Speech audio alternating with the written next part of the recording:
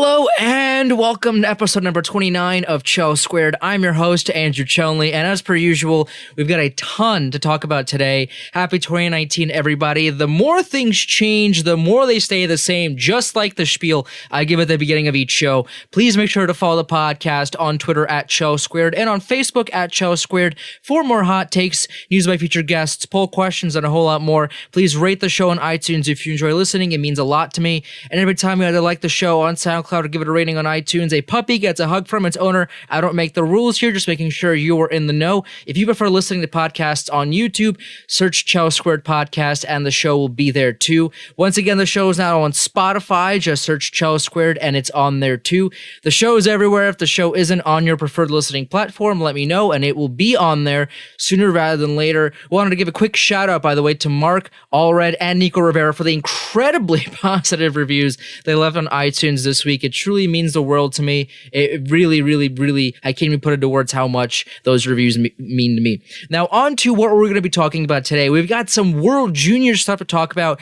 Canada is out of the tourney. The first time in history they will not medal while playing on home soil. Big upset by Finland in overtime. And if that isn't a big enough story for you, I'll go one step further. Under IAHF rules, when a player is given a penalty shot, the coach can pick who takes it. Canadian forward Max Comtois was chosen to take the penalty shot for Team Canada during that game. He didn't score. Couple that with a Canadian stick snapping in half on a cross-ice pass that would have almost surely won the game for Team Canada in overtime. And we've got some not great comments by angry Canadians. Pretty awful things being said. They took to Comtois' Instagram and trashed his move during the penalty shot. They trashed his play. They just said some brutally awful things. And to the surprise of nobody, Comtois disallowed comments on his Instagram after the game. His representatives released a statement today, and we will get into that a little bit. The Winter Classic was this week. The Bruins beat the Blackhawks 4-2 in a great game at Notre Dame. 70,000 plus people came to watch that game live. The stadium was packed, and that is exactly why the Winter Classic, whatever your feelings about it are, isn't going anywhere. Blackhawks, by the way, are now 0-4 in outdoor games, which is pretty funny, I can't lie. The Stars will be hosting an outdoor game in 2020, opponent TBD, but according to verified people on social media, the opponent will luckily be someone other than Chicago. A couple of trades went down this week also, biggest ones involving the Edmonton Oilers. The Oilers first shipped Chris Weidman in a third-round pick to the Florida Panthers for Alex Petrovic. Florida, by the way, chose to protect Petrovic and shipped Smith and Marchessault to Vegas during the expansion draft instead. I'm not an expert, I just play one on TV sometimes, but that wasn't a great decision by the Florida Panthers brass. Not good. Then on the same day, Peter Chiarelli, in peak Chiarelli form, traded Jason Garrison and Drake Caggiula to the Chicago Blackhawks in exchange for Brandon Manning, the same Brandon Manning who broke Connor McDavid's collarbone back in 2016. Apparently, Chiarelli got McDavid's blessing before the trade, but I mean, this is a joke. The Oilers desperately need scoring, so what do? They trade a young forward for a bottom-pairing defenseman. Something tells me we've seen this song and dance before. The Oilers, by the way, are 3-6-1 in their last 10 games of 41 points. 4 behind the Ducks for the second wildcard spot. Chiarelli is pushing the panic button, but instead of pushing the right button, he accidentally pressed the button right next to it that says "Do not push" in big lettering. This isn't the first time he's done that either, just as an aside. All-star rosters were also named last night. Lots of names were unsurprising. Some though, definitely raised a couple of eyebrows. At the end of the day, it's a fun event that people shouldn't take too seriously, but yet again, to the surprise of absolutely no one, social media was ablaze last night, talking snubs. We'll discuss that during the show. Also, the Penguins, meanwhile, the victors of 7 in a row, including a 7-2 absolute crushing victory over my Rangers last night. The Penguins are 9-1-0 in their last 10 games and have skyrocketed to second in the Metro with 50 points, one behind the Capitals. I said this before, I'll say it again. You can never count the Pittsburgh Penguins out of anything until they're officially out of it. We'll get into all of that, the poll question, and a whole lot more. Joining me this week to talk about everything I just listed off is the founder of Bruins Diehards and does suites and partnerships for the Providence Bruins, Nick Godin. Nick, how are you? I'm doing good, man. How are you? I'm doing fantastic. Now, before we get into hockey talk here, Nick, a couple of weeks ago, Court Lalone and I made fun of your candy takes on here. And now you have some scorching candy takes. I can't lie. Here's your chance to defend them, but I gotta be honest, it might be a little tough. Okay, let me start off by saying it's changed a little bit. I'm not proud of it. And look, when I made the statement online, I wasn't too confident that people would agree with me. I was just confident that I think in terms of candy, I might know more than everybody else. So if I should, I'll start off by listing them off. Tootsie Rolls are a classic, and I think they have to be the most popular. No, if Tootsie Rolls are not the most popular candy, what is? What is? Okay, I mean M&M's? M&M's, probably Skittles, Starburst, probably on there. Skittles, but Skittles are not classic. They're not more classic than Tootsie Rolls, no? Well, Tootsie Rolls are old, that's for sure. They've been around for a long time. But if you're craving candy right now in 2019, Tootsie Rolls are probably not the first thing that you think of nowadays. Anyway. It's the only reason I go to Planet Fitness. They've got this nice pot of Tootsie Rolls at the desk for when you leave. I take 3 of them before I have my protein shake. It's tremendous. It's a good experience. So. That's how they get you back in, right? Because if if you eat the candy, well, then now you got to go work it off. So now you have to go back there and you have to go work out again. It's a cycle. And I fell for it. So Tootsie Rolls number 1. Kit Kat's got to be number 2. Okay, that's fair. That's not a bad one. Twizzlers. I love Twizzlers. I know that one's probably not a popular choice. By the way, I'm 21, but I'm also like 75. I need people to realize that. So, Twizzlers are what do you taste in Twizzlers that make Twizzlers your number 3 candy of choice? What is it about Twizzlers that yell top 3 candy? Okay, so I don't know. I know that it's cherry flavor, but when you have a lot of cherry flavors, they all sort of taste the same. I don't think anything tastes like Twizzlers in terms of like that cherry candy community. I think that it sort of sits alone. So there's something about it I love. I don't really care for black licorice as much, but you know, the cherry, it's cherry, right? Or is it strawberry? I don't even know. To me, it just tastes like rubbery air because I love. I mean, I used to eat a lot of candy. I haven't eaten any candy the last few weeks because I've been working out and trying to stay healthy. Of course, the New Year's dinner cheated a little bit. Can't lie. I mean, I feel like if you don't eat a little bit, not great on New Year's Eve, then what are you doing? But I've tried to stay as healthy as can be over the past few weeks, and I haven't been eating any of that. But in my experience with eating cherry/strawberry flavored candy, Twizzlers taste differently because they don't taste like anything. They taste like rubbery air, to me anyway. All right, that's fair enough. Like I said, I don't think Twizzlers is a very popular answer, but that one's just sort of like, it's a guilty pleasure, I guess. I had Starburst on my list of top 5. I'm actually going to get rid of those because I had a few this weekend. I was not a big fan. I started eating them, and I'm like, why do I like these? Like my mouth, I make these weird faces when I eat them. The only good ones are the pink ones, and they put maybe 5 out of the 50 in there. That's a big joke. Yeah. So Starburst, you know what I do? I knock those out. I put in the Winto Green Mints. Everybody at the Providence, hold on. Everybody at the Providence Bruins crucified me. They for said, good reason, if I might add. It's like there's something you find in a jar at your grandparents' house. You know what I mean? I understand it. Like I said, I'm 75, but they're so good, man. I eat the whole bag. It's ridiculous. One time I had the sugar-free ones. I was out for the entire day, but I would put those 4th, and then Banana Laffy Taffy. I'm very confident in that one. I know you like Banana Laffy Taffy, no? No. They're Here's the thing, Laffy Taffy is very hit or miss. Like the more fruity ones, like the cherry ones are good, the grape ones are good. The banana Laffy Taffy is an abomination. Is an abomination. I'm sorry. but they really taste like if you ever just eat something that's so artificial, that's so just that just tastes really chemically, you know what I mean? That is what banana Laffy Taffy tastes like to me anyway. I mean, obviously they're your taste buds, and as you said, you're 75 going on 76. So you eat whatever you want. I'm not here to stop you. But at the end of the day, banana Laffy Taffy just tastes like if someone were to give me a stick of chemicals and said, "Hey, this is banana flavored." That's pretty much what it tastes like to me. Well, okay. So in terms of banana Laffy Taffy, I'm actually allergic to original regular banana. Okay, like the banana fruit. I can't have it. I can't have melons, anything like that.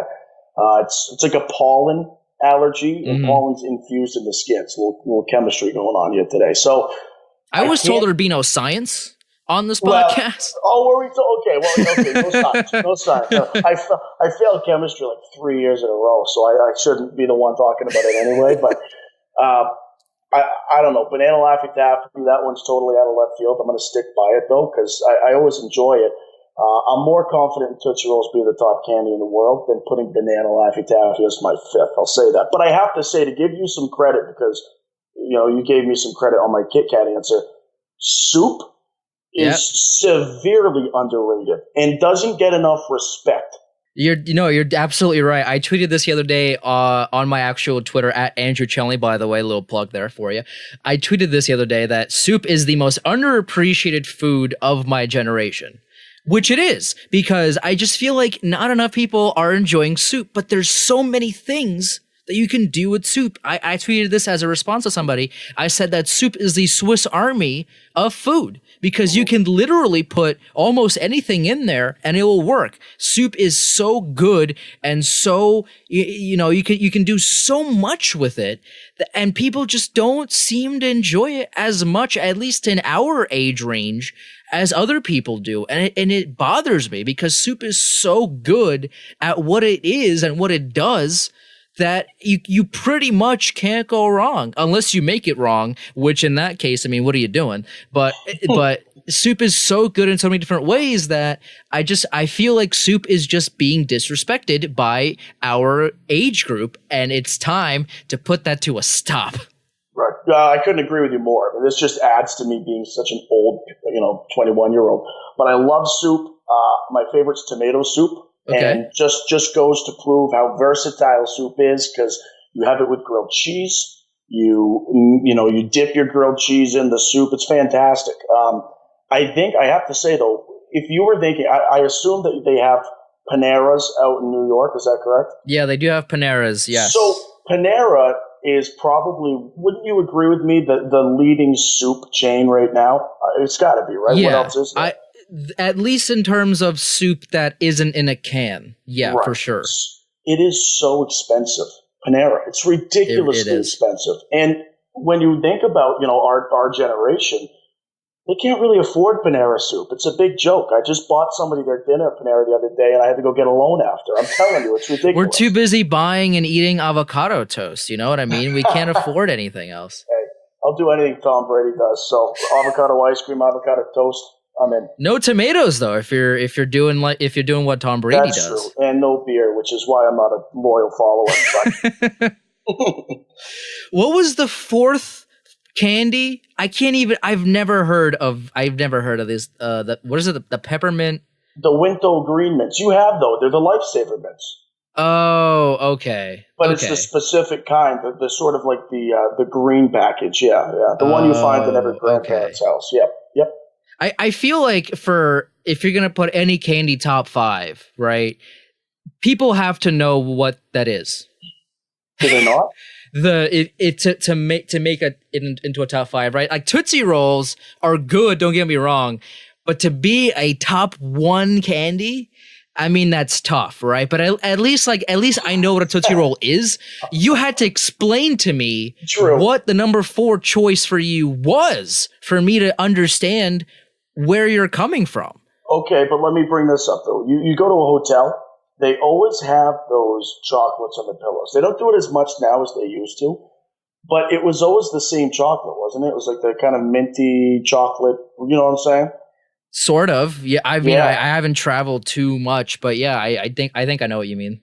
Okay, I don't even know what it's called though. So everybody might know what it is, they just might not know what it's called, right? So I think that, almost all the restaurants you go to, they have these circular lifesaver wintergreen mints in that, in that thing. When I'm sort of looking to see if anybody's seeing, I grab about half the thing, put it in my pocket. Look, I'm not proud of it. I'm not proud of it. But well, that's why you go to Planet Fitness, right? To burn all that off. Exactly. And the thing with Panera, right? Like, I think I've only had it once, and I've had it up in Syracuse. I haven't had it down here yet. It's very good.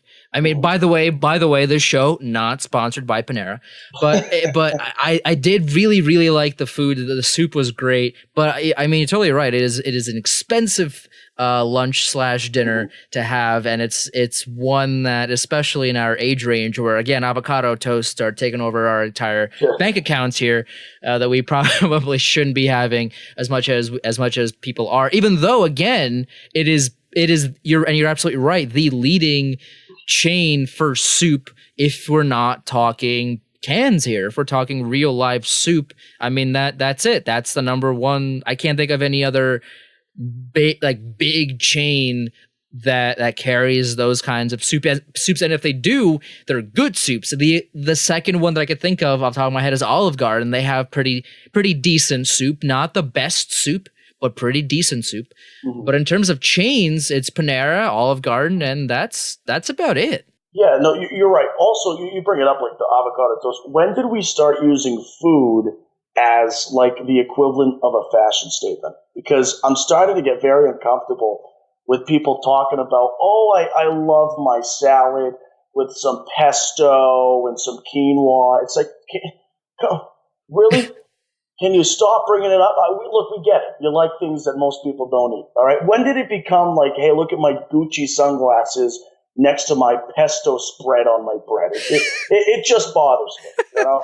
You know what? I see these hockey arenas starting to do it too. They start doing these southern. Well, I was in Arizona. I spent 1 year with the Coyotes, and it's like, no, keep the poutine. Don't trade it for a pesto shop. You know what I mean? No one wants bruschetta at a hockey game with that ice cold, dry weather. Every time you take a breath, you have to cough because your breath smells terrible. But obviously, I care a lot about it. I think a lot of it has to do with social media, because this is not demeaning social media in any way, but I feel like the rise of the statement food comes from the ability to take pictures of what you're eating, especially if it's kind of like the bougie or like the high class or whatever it is that you're eating. Especially if it's in that range, then you are much more likely to take a picture of it and show it to your friends, or or blast it on social media. Like, hey, look at this really weird and like cool thing that I'm eating, only because it's weird. Like you're not eating these weird foods at home on a Sunday afternoon. You're eating these at random times at random events. So I feel like with social media, it's pushed that a little bit to be weird, to be kind of out there, because the more out there you are, at least in terms of food, the more likely people are to share it, because it's rare, it's uncommon to see that kind of thing. Right. Yeah, and just in my profession right now, I sort of handle suite and hospitality outings for the Bruins, luxury suites, and partnership opportunities. And I was looking at the suite menu, and I see crudité. And I'm like, are you really crudité? You couldn't even show me a picture of crudité. I wouldn't be able to tell you what it is. Right. I don't even know what crudité is as we speak. So I don't know, just eat a hamburger, eat some chicken fingers, and go to a restaurant after. But when you're at the game, I don't want to see bruschetta in your hands. I'm sorry. Nick is a starch defender of the finger foods here on on Chel Squared. Now, before everyone leaves, because there's no hockey being talked about, let's talk about some hockey here. Now, the World Juniors. A couple of games went on last night. The biggest story here is the Canada-Finland game, which was incredible. I mean, the Finland team should be. I mean, they were ecstatic at the time, and I'm sure they have to be. proud of themselves for beating the home team here. Now, obviously, Finland, not slouches themselves. Their lineup, their roster is pretty stacked. But in terms of favoritism, right, let's call it what it is. Canada is obviously the favorite to win every year because it's Canada. But for Finland to do what they did and not even let Canada medal is huge. It's the first time in history that when Canada played on its home soil, it didn't medal. That's huge. The bigger story here is the comments on Max Comtois' Instagram after they lost and after his penalty shot. I mean, these were just disgusting. These were awful. Yeah, you don't like to see it. Honestly, when you talk about Comtois, I don't personally like his style. I'm not huge into the embellishment. And I think sometimes when you have that sort of style, you're just bound to be criticized to the gills. You see that with Brad Marchand. I'm a Bruins fan, but he embellishes, he does dirty stuff as well. And you sort of have it coming. That being said, in no situation should the stuff that are being written on his Instagram comment, that's never acceptable. And it's borderline criminal, some of the things that people are saying. So, if you want to say that Comtois has it coming due to the way he plays sometimes, I don't 100% agree with you in this case, because that stuff is disgusting. And quite frankly, a lot of the stuff that I read, you should immediately have your account disabled. You're not mature enough to be able to have opinions online. It's upsetting. You're absolutely right. I mean, I have this statement right in front of me right now. I'll read it for those that it's pretty short. Half of it's in French, half of it's in English, and I'll read it for those that haven't seen it yet. They put it out today, and the statement is, Max Comtois is the ultimate example of a Hockey Canada athlete who has grown through the ranks to become a selfless leader. No one is prouder to wear the maple leaf on his chest and see on his jersey. These young men understand and accept the pressure that comes with their roles in the hockey world. It is shameful and incomprehensible that a few cowards who hide behind social media could make such vicious attacks on these young men's character after they have battled their hearts out for their country. We will make this one and only statement on this subject so not to validate any more the cowardly comments made on social media. It was Maxim's idea to use this as a learning moment for all of the youth of Canada that cyberbullying is a real problem, and like all bullies, we all need to step up for them. To them and call them out for what they are. Thank you for shedding a spotlight on a major problem in our society. Best of luck to all of the participants still battling in the World Juniors. Still the best tournament in the world. Now, I mean, that's pretty much as good of a statement as you're going to get. And again, you're totally right. The stuff that was said is... You can't. These kids are 18, 19 years old. I get it, right? I get it. They're professionals. They work their entire life, right? They're going to be in the NHL. At least most of them are. Max Comtois has already been in the NHL. He's played 10 games with the Anaheim Ducks. I mean, they are semi-professionals at this point in terms of making it to the big leagues. But he's still 19. He's 19 years old, played a whopping 10 games in the NHL. Granted, he did play pretty well for the short amount of time that he played. But I mean, again, like, these aren't 35-year-old veterans that have been through the leagues and know certain things and have been through it all. Like, this is a kid who is playing for his country. He's worked so hard to not only be on the team, but to be the captain of the team. Okay, he didn't score on the penalty shot. Was his move the best move? Probably not, because again, he didn't score. But does that give you any sort of warrant to go to his Instagram and attack him? Never. And it really bothers me that some people chose to do that. It is awful. That's definitely a dark spot on our game, is whenever that kind of thing happens, people just flock to social media and attack that person, and it's awful. Yeah, and the age, it doesn't make a difference.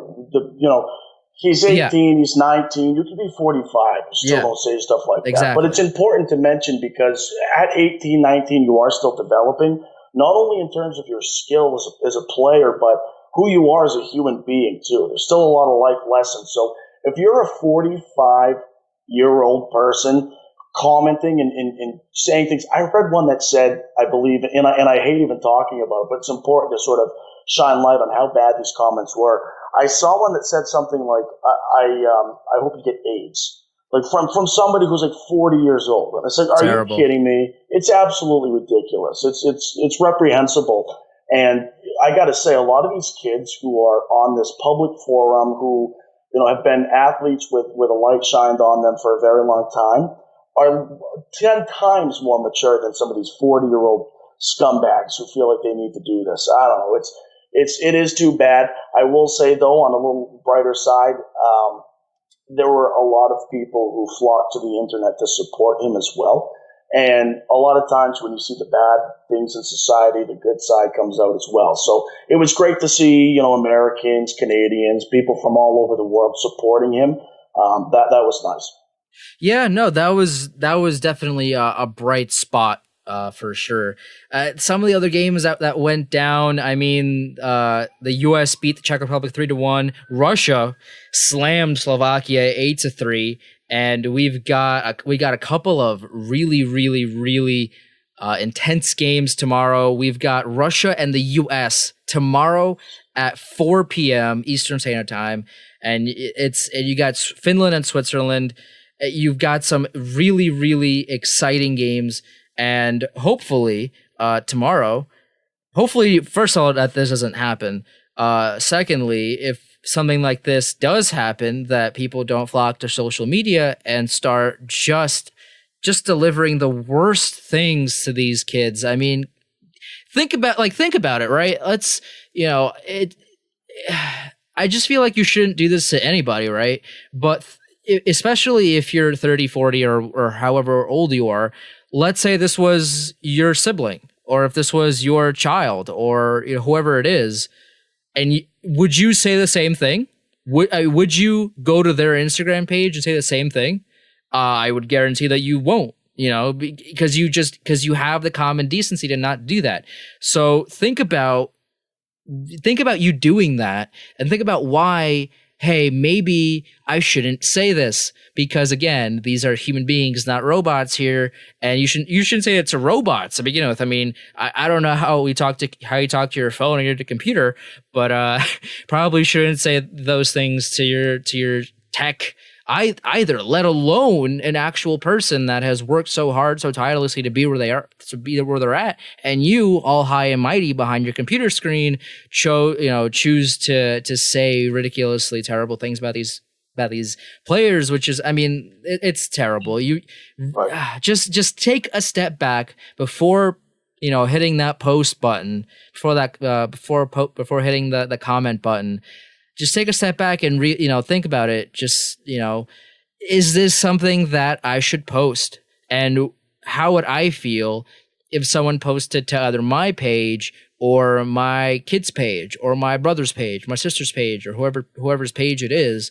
How would you feel about it? Just think about that prior to hitting that send button. Yeah, and you know, what is it that many people say? It's like, don't say anything you wouldn't say to your grandmother. Yeah. Yeah, I think it just makes sense. So I don't know. It was reprehensible. It's hard to see. There is some bright spots of it, though, people supporting. But at the same time, sometimes these situations happening is a good thing, because nobody could have thought that this was going to happen. But now that we know it can, we're going to take measures to enforce that it won't happen again. So sometimes, you know, just to look at that bright spot. But still plenty of good things in the future here with this tournament. Anytime USA plays Russia, I mean, it's great. Granted, I've got a Pete Bruins game tomorrow, so I won't be able to watch the game, and haven't really been able to watch a whole lot of it. So I'll ask you, have you watched a lot of the games? Because I'm curious if this is, you know, in terms of the entertainment factor, if it's as good as it has been in the years past, because I haven't been able to watch many games. I try to watch as many games as I can of it, yeah, and it's definitely exciting, except the 14-0 games, like the Canada-Denmark game. Exactly. Those games aren't a whole lot of fun, because, I mean, it's over before it even began. But the Canada-Finland game was so much fun. And it was the games that are close, the ones that are competitive, exciting. I mean, I try to watch as many games as I can every year, because you don't have another thing like this, except for the Stanley Cup playoffs in a way, or any league playoffs. You don't really see that, and especially with them being so tuned to, okay, like this is not just a team here, this is country. These are under 20-year-olds. This is a very specific subset of future potentially great players in the AHL, the NHL, and beyond. And to have this very specific group of players kind of they literally play their hearts out every shift. And it is so exciting to watch. It is a fantastic tournament, in my opinion, anyway. And I try to watch as many games as I can. I mean, tomorrow's USA Russia game is going to be an absolute must watch, in my opinion. I mean, this is going to be a battle for supremacy here. I mean, I've got my eyes, obviously, on Vitaly Kravtsov, who's a Rangers prospect. I've obviously got my eyes on Jack Hughes and a lot of the guys on Team USA. I mean, this is a star-studded matchup here that you can't miss. You can't miss this game unless, of course, you're working. But or I mean, yeah, you could also maybe hide your phone and watch it. As you get one, keep one eye on the P Bruins and one eye on your phone. I won't tell anyone. Your secret's safe with me if you want to do that. But it's definitely a must-watch game if you have the time and the availability to do so, for sure. I'm not going to lie. Sort of when the Bruins were in Calgary and playing in China and things like that, and the parade too, the Red Sox parade, I sort of pull it up on my laptop there. There's a lot to do during intermissions of P Bruins games, and a lot of that is spending time in the office watching whatever the hell I've been missing the entire night. So, right. And speaking of the Bruins, by the way, the Winter Classic this week, the Bruins beat the Hawks 4-2, as I said in the opening. 70,000 plus people came to watch that game live. Now, I mean, I don't know your opinion on this, and I'll ask you about this in a second here, about your opinion of the Winter Classic games and just the outdoor games in general. But no matter what anyone's opinion of these events are, to get 70,000 people in an arena for a hockey game, this isn't going anywhere anytime soon, no matter how much you love it, no matter how much you hate it, no matter, whatever your opinion is, that this is a huge revenue generator for the league. There's no other way to put it. And it's also really cool. And, some people would say, oh, well, I don't like it. It should. Well, here's the thing. Well, not everything's about you. Just not everything's about you. If you don't like it, don't watch it. Clearly people like it because the stadium was packed. And I mean, I don't know what the ratings were for that, for the game, but I mean, I'm sure they were pretty high. So the people enjoy it. Hockey fans enjoy it. People that aren't really into hockey, that want kind of an inside glimpse into the sport, probably like it as well. And it's a unique event that isn't going anywhere. And if you don't like it, well, don't watch it. I mean, it's a huge revenue generator for the league, and it's staying put. Yeah, and what is there to not like about it? See, I just do not understand the logic in saying that the NHL shouldn't do it. I mean, it's great for ratings. Yeah, it's a revenue booster, and it's sort of, I guess you could say, a cash grab, but it builds popularity, not only with just the teams that are showcased on national television, but the individual players. David Pastrnak goes out there and impresses significantly on this national stage. His jersey sales are probably going to go up. I mean, teams benefit from this. You can use the highlights on NHL.com and stuff like that. So I don't understand in any capacity why people would think that this is a negative thing. I mean, you said it best. 70,000 people come out to a game. Yeah, it's not going anywhere at all. The only thing that, I was a little concerned about, not with the Winter Classic, but when the Carolina Hurricanes wore the Hartford Whalers jerseys, I thought it was awesome, but I don't think they did a good enough job enriching new fans on the history. I think it was Dougie Hamilton, right, who wore the retired number. Yeah. Which prompted a tirade from Jack Edwards, by the way. Exactly. And you know what? That's one of many that he's going to have this year amongst many different things. But it's a fair point. Exactly. But I understand. I don't think a tirade was necessary, but I understand why some people would question, is this just a cash grab from the Hurricanes? But in terms of the Winter Classic, it's a business. And this business is going to do whatever it can to make money.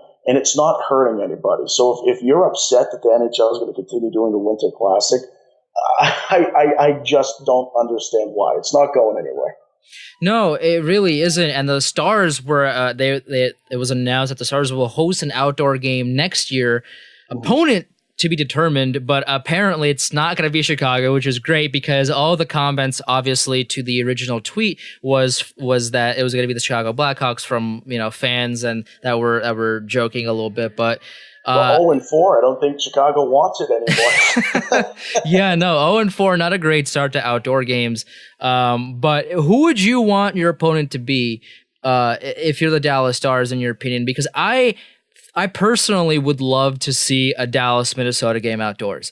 I feel like that would be awesome. And there's a lot you can do with history. There's a lot you can do with all the additional content for that kind of game. There's a lot you could do with that. And that would be perfect for Dallas. Obviously, the rivalry, I guess you can say, isn't the biggest rivalry in hockey today. But for one game, bring it outdoors and say, hey, this is the history between these two teams. That now they're going to battle it out outside. That would be super cool. Yeah, no, I agree. I think that would probably be the best choice, Dallas and Minnesota. That being said, just sort of, the selfishness of me would love to see Arizona in an outdoor game. Doesn't have to be Dallas, but just off the top of my head, I think it'd be cool. I got to say, I think the Coyotes are a really strong team with, a good future ahead of them. And if they could get a healthy goalie in Atlanta, I think they'd be competitive. So, yeah, Dallas, Arizona, selfishly, I'd love to see that. Not that it makes a ton of sense, but I think you're right in saying Minnesota and Dallas. I feel like a lot of the reason why they wouldn't go with Arizona is because of the market, right? It has nothing to do with their... I feel like if Arizona even was a contender for the Cup, they probably wouldn't do it anyway, just because of the market, which is a shame, right? Because, again, the Coyotes have a lot of great talent. They just I think a lot of their problem has to do with Raanta being out for pretty much the entire year. I mean, he was playing very well in the few games that he's played this season, but he hasn't been playing because he's been injured, and there's probably a good chance that he's not playing for the rest of the year.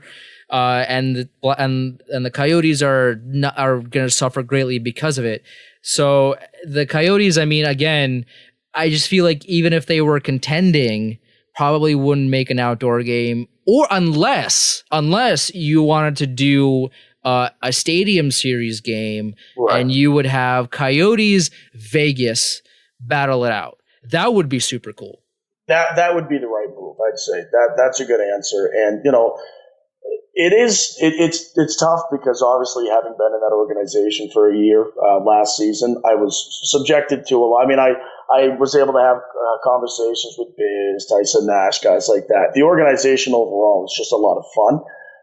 And they're a fun team to watch. Unfortunately, not a lot of people sit down and catch a Coyotes game, especially here on the East Coast. But they really are. They're a fun team to watch. A lot of the games that they lose 2-1 or 3-1 or something. And you're right. The whole Deonte Raanta injury and him being out for the year, they're not going to make playoffs. I did say that they would make playoffs. That was just sort of a pipe dream on my part. But if they were to do an outdoor game, it's got to be Arizona Vegas. Even though Arizona's moving to a different division, that is, I'm trying to think right now what rivalry is bigger. And I think that in terms of like the past few years, Arizona, LA, just based off of the fact that Arizona and Vegas haven't played enough to be a huge rivalry with them, with the Coyotes moving as well. But yeah, it's got to be Arizona, Vegas if they're going to do that. Where do you do it outdoors though? Yeah. The thing with Arizona, LA, I mean, LA has already had an outdoor game, even though Chicago again has had 4. Please, can we relax with putting Chicago outside? Please. I get it, right? Chicago, original 6 team, huge market. I get it. They've had 4.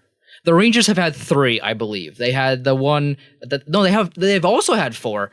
They've had the one against Buffalo last year, which I was at, and it was so cold. I'm pretty sure it was at its lowest, I think it was like 7 or 8 degrees Fahrenheit at one point. It was very, very cold, but hey, they won, so it was a great experience.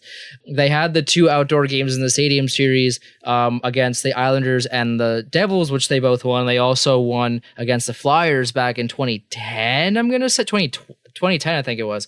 So the Rangers are 4-0 outside. So hey, if we can just move this team and just make them play outside for the rest of the season, that would be cool. I don't know, what was it? I thought 2010 was Boston, Philadelphia at Fenway. It might have been 12. I think it is 2012. I think you might be right. I mean, whatever year was it's semantics, but I forgot to mention, I was actually at the Bruins Montreal one. I think was that 2014? Jeez, I can't even remember. Yeah, they all kind of blend in. Not only that, it was easy to forget. I mean, it was like 4-1. Right, yeah. Tough game to watch live, and a lot of Montreal fans traveled to Foxborough, Massachusetts, so that made it for an interesting day. Mm-hmm. That I feel like that's the case for a lot of outdoor games. Is fans will travel pretty far. Because it is for some teams, it's a once in a whenever chance, unless, of course, you're the Rangers or the Chicago Blackhawks, where it kind of almost happens every year. But for some of these teams like Montreal, who probably should have more outdoor games because Montreal would go crazy for them, I feel like a lot of visiting teams would travel pretty well to see an outdoor game. Yeah, and something that we also haven't mentioned, not only do the fans travel for it, do they love it? I mean, it's incredible, but the players love playing in it too. So sometimes the fans have to sort of step back and think about the players. The NHL doesn't have to do everything for the fans, although that this is a great, great, great event for fans. Yep. The players have so much fun playing in front of 70,000 people. And, the players would be upset if they got rid of it too. So, It's funny that in the Canadiens-Bruins game outside, the Bruins were doing very well, if I'm not mistaken. The Habs were pretty much the bottom of the barrel that year, and the Habs just came in and just killed them. I think, if I'm not mistaken, which I could be, but if I remember that game correctly, the Montreal just kind of came in and dominated the majority of that game. Yeah, the only exciting thing in that game was a Zach Ronaldo fight. And that was pretty predictable. I don't have it pulled up, but I saw the rosters, and the Bruins roster was terrible. I mean, I believe you still had Joe Morrow on defense. You had Zach Ronaldo playing, I think, on the third line. It was a pretty damaged, banged up Bruins team at that time. Yeah. So, which is kind of a mirror image of what the Bruins are now. Still, they're better than they were a few weeks ago, but they're still pretty banged up in their own right. I mean, Zach Ronaldo, still employed. He played. He's with Nashville right now, still in the NHL somehow. Big question mark there. But at the end of the day, right, 2 people still have jobs in the NHL, which they shouldn't. One is Zach Ronaldo. 2 is Peter Chiarelli. Both of them are still employed, which means don't let anyone tell you that you can't do something, because clearly they have made it and they're still there. So don't let anyone stomp on your dreams, because you can do anything you want to do. Speaking of Chiarelli, the Oilers, they were a mess prior to these trades. These trades didn't fix anything. They traded a 3rd-round pick for Alex Petrovic. Petrovic is not a good defenseman at all. Mm-hmm. They traded Chris Weidman in the 3rd-round pick for Alex Petrovic, and that's a bad trade in its own right. And then Chiarelli goes, you know what I'm going to do? I'm going to one-up myself. And then he traded Drake Caggiula in exchange for Brandon Manning. Jason Garrison, a throw-in, probably going to play in Rockford. That's fine, whatever. Drake Caggiula. You can't. The Oilers have trouble putting up goals, but if your name isn't Connor McDavid or Leon Draisaitl. And what do? They trade one of the forwards that is actually pretty decent at scoring for a guy who injured McDavid's collarbone back in 2016. I mean, what is going on? What is going on in Edmonton? And how in the world? I mean, Chiarelli shouldn't have had his job, years ago. Somehow, after these 2 trades, he still has a job. And it bothers me, honestly, that he's still employed because if you're Edmonton, you have so much to be grateful for, like McDavid, like Draisaitl, still have Nugent Hopkins. You have Nurse, you have these players that you can build a team around, and yet you see these other trades. Apparently, Chiarelli tried to move Ryan Spooner in a deal, and that didn't work out. But he traded for him like 8 minutes ago. What do you? And already his trade value's in the bottom of the barrel. I mean, how do you trade for someone and then not be able to get rid of them like a week later? It truly is the. Of all major sports, I mean, obviously, I think I know hockey the most of all the major sports, but I can't think of a worse general manager because there are some that come to mind, right? But in terms of ones that are currently employed, Chiarelli's got to be up there. There's no way he's not. This is just terrible. Yeah, and I'm not sure he has to be up there, if not the worst GM in NHL history, just because, Mike Milbury. Well, okay, that's correct. But did Mike Milbury consistently make as bad trades as Peter Chiarelli over? And he might have, but I'm asking consistently, Did Mike Milbury make as many terrible trades as Peter Chiarelli? I would say so, only because of the Yashin deal, the DiPietro contract, the Luongo trade, the Chara trade. That's true. He also didn't get like anybody in return either. So the Olli Jokinen trade. I mean, he did worse things in a shorter amount of time. The reason why we don't really think of Milbury nowadays, unless of course you're an Islanders fan, is because he didn't work too long in that position. But for the small amount of time that he was the general manager of the Islanders, he made some atrocious deals. I think DiPietro was Garth Snow with the contract, which if it is that I might be mistaken on. But the trades, the Chara, the Jokinens, the Yashins. I mean, Yashin was great for the Islanders, but again, like terrible, just awful. Well, I guess the crazy thing is that Chiarelli still has time to catch up. You know what I mean? And I think a lot of people expect him to. Right. So, it's kind of fun as a Bruins fan to sit back and watch this sort of unfold because, thank God, I remember where I was when Peter Chiarelli got traded. I was on a cruise ship, and if there isn't any reason to party on a cruise ship, getting a notification that Chiarelli was just fired, PARTY, I was grabbing drinks because that was the greatest thing that could have happened in that moment. So, if you're an Oilers fan, I mean, geez, it's got to be tough. You want him fired tomorrow, like you said. You trade for Ryan Spooner now, probably 11 minutes ago, and you're still trying to deal him.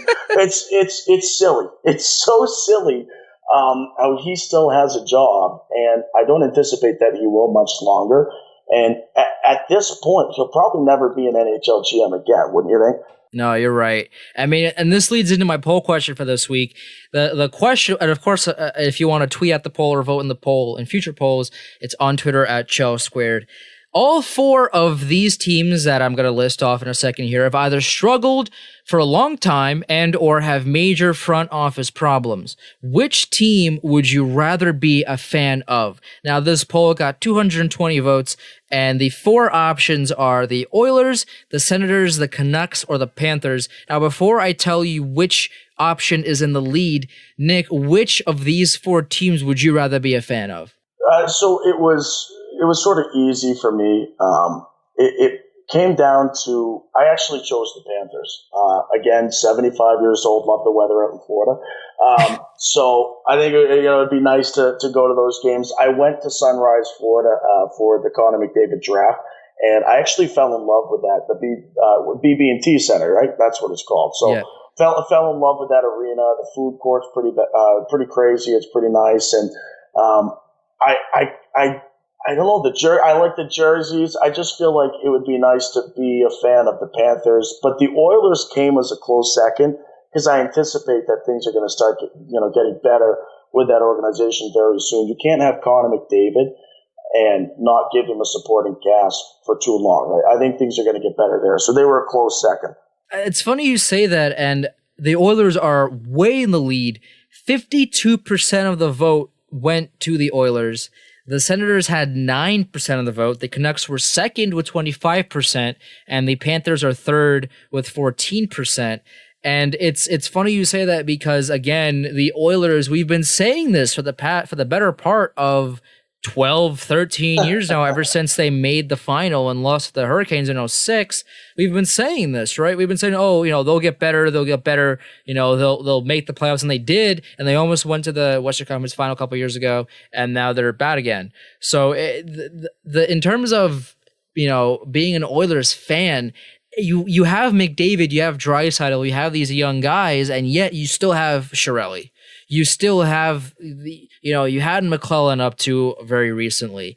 You had these just terrible front office decisions that have pushed your franchise back, and it's very tough to be an Oilers fan. I mean, I can't say for sure because I'm not an Oilers fan, but it's you can't love being an Oilers fan right now anyway, because again, you have this general manager that is playing NHL 19, but is playing it. It's like playing a sports game and being the general manager of a sport that you don't really understand that well.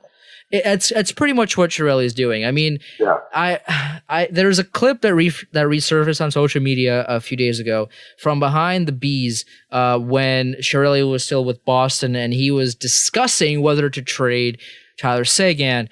And a lot of the people around him were like, oh, well, how does he fit our culture? I'm not seeing the grit or the culture.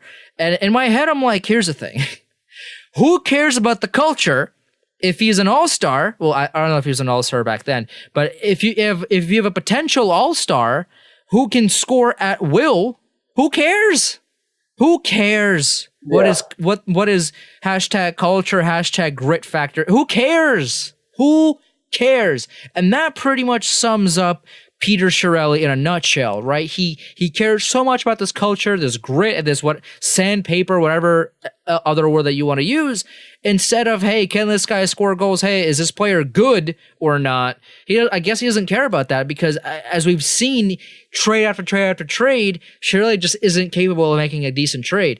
So I was kind of surprised by how many people chose Edmonton only because of Chiarelli and his absolute incompetence in terms of running a hockey team. I mean, you can't be a general manager, especially for that long, and do some of the stuff that Chiarelli's doing. I would have to assume that if the Oilers miss the playoffs this season, that he's gone. If he stays, there's no way, right? I hope, right, for the sake of the Oilers, for the sake of McDavid, for the sake of Draisaitl, for the sake of everybody else on that team, that you would hope Chiarelli's gone. I mean, Hitchcock is... I like Ken Hitchcock as a coach, but I said this a couple weeks ago on the show. I mean, the game has kind of evolved past Hitchcock in a way. I mean, he had that little spurt with Edmonton to begin with, and now they're bad again. Again, Coach Q, still a free agent. That's all I'm going to say about that. Yeah, a couple comments on that. In regards to the Chiarelli-Seguin thing, I'm not going to bring up the rumors because they're just rumors. Nothing was confirmed. But if there was a little bit of a scuffle in bad blood between Tyler Seguin and Nathan Horton, and if what the rumors were true, that Seguin sort of did something with Horton's family, if those rumors are true, I wouldn't want to be in Peter Chiarelli's situation where you say, okay, do you get rid of Horton, to fix the situation, or do you get rid of the guy who caused the situation? Again, total rumor, but it's the most popular rumor in regards to why they had to deal Seguin. So I don't 100% feel like Chiarelli had a choice. He was stuck in a rock and a hard place. But if you're going to trade him, get something for him. Well, in that same clip, right? In that same clip, Horton's agent called him and said, hey, we're not signing in Boston, right? And then they traded Seguin anyway. I mean, exactly. You can't do something like that. You just can't. Right. Which almost makes me feel like the rumors about what happened between them is true, because Nathan Horton was incredible in Boston, and he probably would have gotten paid the money he wanted. And between Lucic, Krejci, and Horton, that line was one of the most dominant lines that Krejci has ever centered. I think it is by far the most dominant line. So for Horton to leave and go to a place like Columbus, it didn't make a whole lot of sense to me unless something happened. So that whole situation I love to forget about. Tried to move on. It's hard to when you see Tyler Seguin still lighting it up over in Dallas. But, I mean, look, that is just another example of Peter Chiarelli making the wrong move. Again, you don't have to trade Tyler Seguin, but if you do, at least get somebody who's going to be the same quality player. Don't get three lesser players than him. You at least got to get one player who can do the same thing, if not more. So that was a mess. And I do have to say, though, in terms of Edmonton, I do believe things are going to get better, because a lot of light is being shined on Edmonton. Not that it never has been, but having arguably the greatest player in the world, you can say it's Sidney Crosby, you can say it's Austin Matthews, you can say it's Connor McDavid, whatever you want to say, but it's easy to say that Connor McDavid's up there. If not number one, if not number two, not number three, he's top three in the world for sure. One of the best players this league's ever seen. Management's going to have a lot of pressure to give him a supporting cast, and Peter Chiarelli by far is on the chopping block. I don't anticipate him being around much longer. I don't want to say that Connor McDavid runs the show like LeBron James does, whichever team he joins, but I do anticipate things just getting better, given the fact that there's a lot of publicity, a lot of people watching Edmonton because they've got the number one player in the world. Well, Court Lalonde, who I had on the show a couple weeks ago, he said, he tweeted at the poll and he said, "I do realize McDavid is by far the better player, but that team seems to be getting worse and the Canucks are getting better. Elias Pettersson is all I have to say." And then he gave you a little jab and said, also Tootsie Pops suck, LOL. Which is, okay, Tootsie Pops are great. Tootsie Rolls are good, but I mean, you eat Tootsie Pops for the middle, which is a whole nother argument that I have that I have with you. It's a whole whole different problem with your candy takes that I have. That's a whole different discussion for a whole different day. But in terms of what he says, I mean, I get it, right? The Canucks seem to kind of at least have a plan, I guess. They did trade Nielsen to the Senators a couple of days ago to make room for Thatcher Demko. But again, as I've said multiple times, neither Nielsen nor Markstrom is an NHL caliber goaltender. And as we've seen that this season, that they just don't cut it. But the Canucks seem to, I guess, sort of have a plan, maybe with Besser and Pettersson, and they have a couple of guys here and there, I guess. But the rumor now is that Goldobin's being moved for whatever reason. But I mean, the Canucks sort of at least have a plan, right? The Oilers have the better players in terms of McDavid and Draisaitl. That's kind of it. They don't really have a plan. At least with Chiarelli still there, they don't have a plan. That's for sure. Right. If they get rid of him and they hire literally anybody else, they could hire you, they can hire me, they can hire the trash can next to me, they can hire my computer, they can hire anybody. Gritty, and Gritty. Yeah, they can hire Gritty, and they'll probably do a better job than Peter Chiarelli does. I mean, again, I want to preface this by, I want to, kind of say that being a general manager of a hockey team is not easy. Right? No one's saying it is. It is one of the toughest jobs in sports, is to be the general manager, because one bad move and that's all you're either remembered for, or it's a black spot on your career or what have you. It's a very difficult job to be a general manager. With that being said, Peter Chiarelli loves making terrible trades. Loves making terrible moves that make no sense for his team, make a lot of sense for the team that he's trading with, and For Pete Chiarelli, obviously, again, it is so excruciatingly difficult to be a general manager in any sport. However, for Pete Chiarelli, might be time to not be a general manager anymore. Yeah, and I want to jump back to Vancouver real quick, because you mentioned Thatcher Demko. would you say of all, because I was thinking about this, between the Oilers, Senators, Canucks, and Panthers, I mean, who has the greatest goalie prospect? It's gotta be Demko, right? Oh, because yeah. I mean, it's not even close. It's not close, and I don't even know, do the Panthers, Senators, or Oilers, do they have a goalie prospect? I'm not even sure they have one who has starting potential. So Demko and the Canucks, I think that one's an easy choice.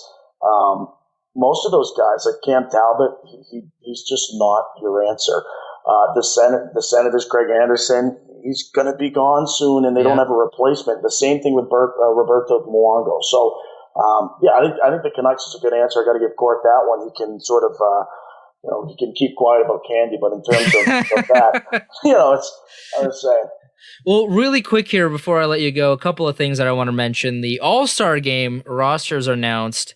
Big names that weren't on the list, Patrice Bergeron, I felt like was a major snub. Barkov, huge snub.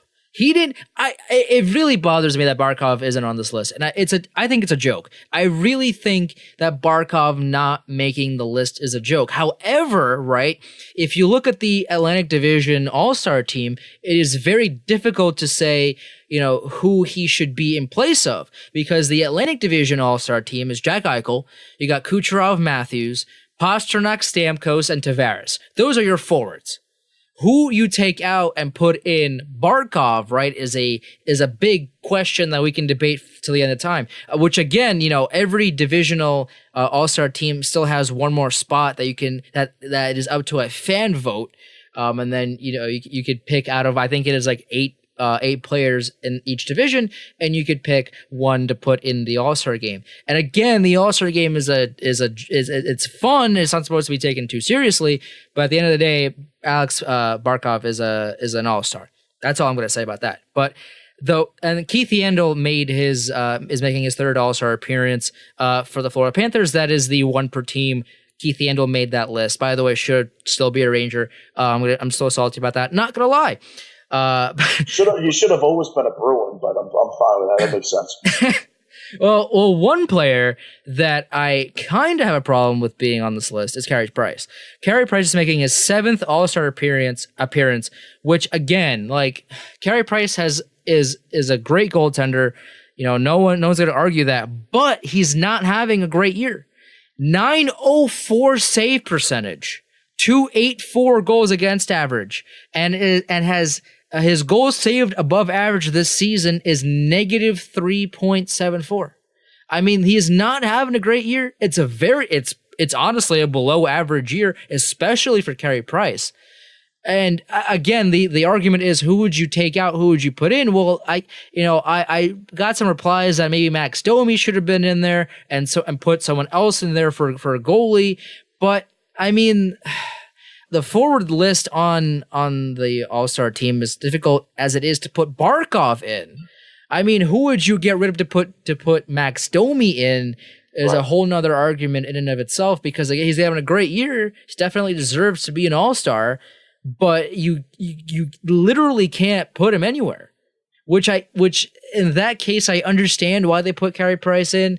But out of all the years to put him in the All-Star game, this is not one. This is not one of them. No, you're absolutely right, and obviously a little hometown on my end here, but you look at a guy like Yaroslav Halak, who is a perfect answer given the fact that he's got a .928 save percentage right now, 2.28 goals against, and nobody really expected that. He's having an above average career right now. Well, I did. He's on my fantasy team, mind you. Good. Well, Auntie Ranta was on mine too, so things are going swell. Yeah. He's doing well for me. But no, and again, I think that there's others like Vasilevsky and so on. The only thing about, like you mentioned, Bergeron.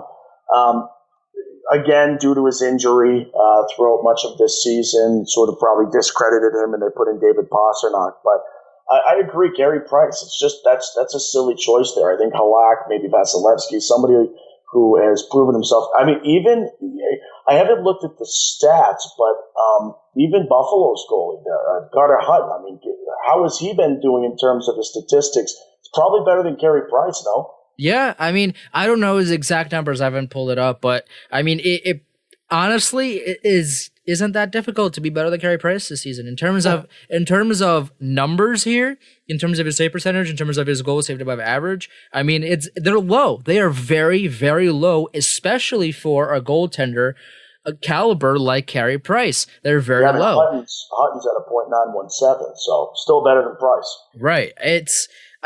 I get it, right? But at the end of the day, I mean, what are your thoughts on the whole one per team thing for the All-Star game? It makes a whole lot of sense, right? For a lot of teams, but because of that, you have to leave out some players that deserve it more than others. And like you said, Carey Price doesn't deserve this All-Star appearance, but they had to put him in there because of the one per team thing. Shabbat made it for Ottawa, even though Duchesne was having an okay year, but Shabbat has been having a great year, so probably no arguments there. Keith Yandel, again, the one per team thing, and Jimmy Howard made it for Detroit. It's good on some aspects, right? Especially if you're a fan of that team, to actually have a representative go to the All-Star game. You have a reason to watch. I mean, obviously, you watch anyway for the Crosbys and the McDavids, and I mean, Ovi got picked. He's not going to go. He's going to get his 1 game suspension and just not go. But there's if you're a fan of a team that is only getting 1 player to go, like the Rangers are with Henrik Lundqvist, I'm watching primarily for Lundqvist because the All-Star game in and of itself is a bore. Right, because there's nothing really going on. There's just a whole lot of, it's an All-Star game. It's fine. It's whatever. The skills competition's where it's at. I think I enjoy the skills competition more than I do the actual game. But I'm watching for the fun of it, obviously. But my eyes are on Lundqvist when he's playing. It's like, oh well, the one per team thing is great because hey, this is my rep for my team. I'm watching because of him. But there are other times like this where Carey Price is the only rep for Montreal, but he doesn't deserve to be there. So it's a double-edged sword. Yeah, and I agree, and I see where you're coming from. I still think it might be the better system though, because if you think about it, it's hard to say that a guy like Mitch Marner doesn't deserve to be on the list. And what do you have? You got Matthews, Tavares, and Marner. You know what I mean? So I see both sides of it. I do think the one per team does make a little sense. It's just the unfortunate thing right now that Carey Price would be voted in. It's the same thing, sort of like when you look at the playoff structure. And I understand both sides of the playoff structure. Should be 1 through 8, or should they split it up? But I think that this is the better of the two. Yeah, no, for sure. And one last thing here before I let you go: the Pittsburgh Penguins were out of the playoff spot seemingly yesterday. I mean, I say out of nowhere, but again, it is the Pittsburgh Penguins we're talking about here, so of course they're not coming out of nowhere per se, but they have jumped up from being not in the playoffs at all and questions being raised as to whether or not they can make the playoffs to, okay, well now the Penguins are back and now they're 1 point behind the Caps for the lead in the Metro Division. 7 in a row with wins, 9-1 in the last 10 games, 7-2 demolition derby of the Rangers in Madison Square Garden last night. I can't believe I watched the whole game. Honestly, I don't know what's wrong with me. That game was a disaster from the beginning. And the fact that I watched the whole game, I don't know what that says about me personally, but that game was so bad to watch if you're a Rangers fan. Obviously, if you're a Penguins fan or just a hockey fan, it was fun to watch, but it was not a pleasant experience, especially, I mean, luckily I wasn't there, but if you paid money to go see that game live, then I really, truly feel bad for you because that was a terrible, terrible game by the Rangers. I mean, the Penguins, they were never out of it. I feel like unless it's after game 82 and they're not in playoffs, officially, then you can kind of let your guard down in terms of the Pittsburgh Penguins. But this is, we're in January here, the beginning of January, and they went from being a 500 team to now they're back in it, which shouldn't surprise people because, again, they are the Pittsburgh Penguins. Yeah, exactly. And you sort of look at one of the reasons why they're playing so well, you got to bring up Matt Murray. I mean, his stats, his last 5 games. Save percentage, .969. He had a shutout against Carolina. With Detroit, he had a .931. Save percentage, St. Louis, .968. And then against New York, .933. So, I mean, to start 5 games in a row there and just be significantly better than you have all season, and to come back after an injury just lighting it up as a goalie right now. That's what Pittsburgh really, really needed to have won so many games in a row and to get back in that playoff picture. But like you said, never in doubt. I mean, this is the Penguins. It's Sid. It's Malkin. It's Gino.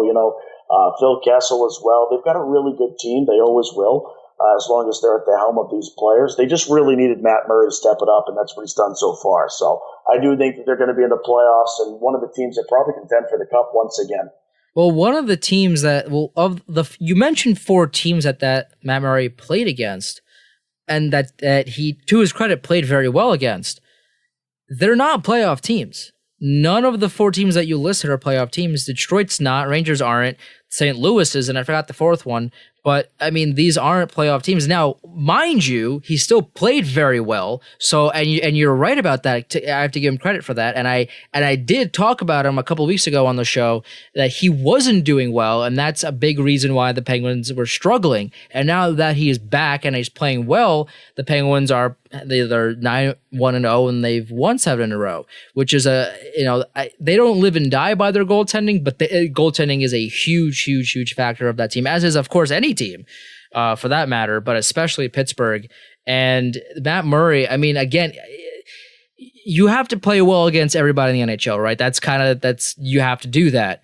But again, those teams aren't playoff contenders, especially the Rangers after last night. I mean, they beat St. Louis even though they shouldn't have. Lundqvist literally stood on his head, and it seemed like the Rangers actually shouldn't have won that game against St. Louis at all, because it seemed like the entire game was in the Rangers zone, and somehow Lundqvist only gave up 1 goal, which is I mean, ridiculous. And then he didn't have a good game against Pittsburgh.